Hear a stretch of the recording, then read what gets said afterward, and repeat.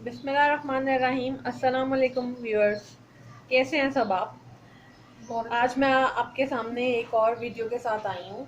आज हम आपको बनाना बताएंगे कि होममेड कोकोनट बर्फ़ी किस तरह बनती है। तो चले आए, इंग्रेडिएंट्स आपको दिखाते हैं। यहाँ पे कोकोनट बर्फ़ी के लिए सबसे पहले हम लेंगे सूखा नारियल, जो कि 2 कप है। फिर उसके बाद में हमने लिया सूखा दूध, मिल्क पाउडर जिसको बोलते हैं, वो 1 कप है। चीनी 1 कप, लाल रंग फ्यू ड्रॉप्स, चंद कतरे आप कह लें। मैंने इसको अलग से प्याली में घोल के रखा हुआ है मिक्स करके। और ये है आधा कप दूध, लिक्विड फ्रेश दूध। और ये है वनीला एसेंस, जिसके हम 2-3 कतरे इस्तेमाल करेंगे। और साथ ही हमारे पास है देसी घी, जो कि 2 चम्मच इस्तेमाल होगा। जी, यहाँ पे हमने अपना पैन लिया, उसको हम स्टोव ऑन करके हमने इसको हीट पे रखा। तो हमने इसमें ऑयल 2 टेबलस्पून ऑयल डाला, देसी घी। हमने इसको हल्का सा गर्म हुआ तो उसके बाद में हमने इसमें 2 कप कोकोनट ऑयल हमने इसमें डाला। जी, ये कोकोनट जौन सा पाउडर फॉर्म में था, पाउडर या इसको क्रश कोकोनट बोलें, इसको हमने अच्छी तरह से भूना ऑयल में। जब ये भुन जाएगा अच्छी तरह से,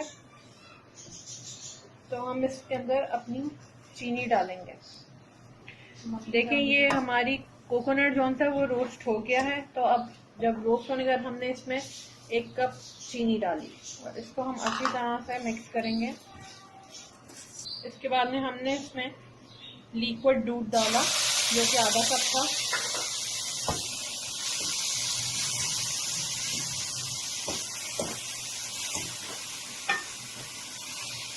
लिक्विड दूध में ही साथ ही मैंने इसके साथ वनीला एसेंस के 2 कतरे भी डाल दिए थे। अब मैं इसमें डालने लगी हूँ दूध, मिल्क पाउडर, जो कि 1 कप है। इसको अच्छी तरह से हम मिक्स करेंगे।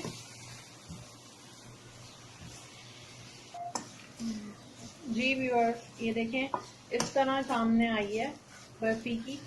इसको हम जैसे जैसे मिक्स करते जाएंगे तो ये लिक्विड फॉर्म में बनती जाएगी। तो अब जब हम इसमें से हमने हाफ जौन सी है अलहदा कर लेनी है और हाफ में हम अपना पिंक कलर ऐड करेंगे।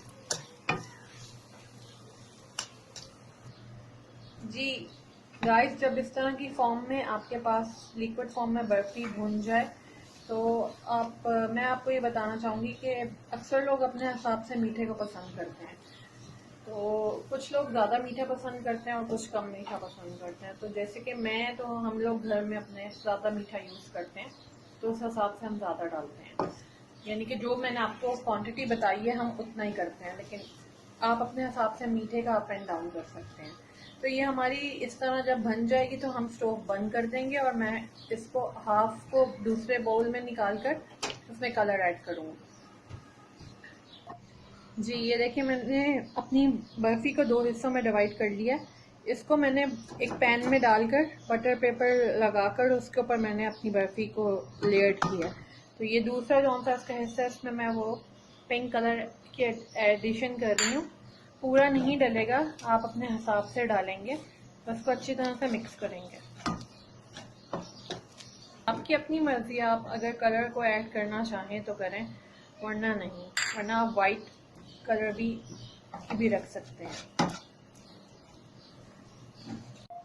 जी, ये वाइट के ऊपर हम पिंक की लेयर डाल रहे हैं, कुछ इस तरह से डलेगी। और इसको अब हम अच्छी तरह से सेट कर देंगे। इस तरह करके हमने इसको अच्छी तरह से शेप दे दिया। तो ये डबल लेयर होगी, नीचे वाली वाइट और ऊपर वाली। और इसको अब हम ड्राई होने के लिए 2 घंटे के लिए रख देंगे।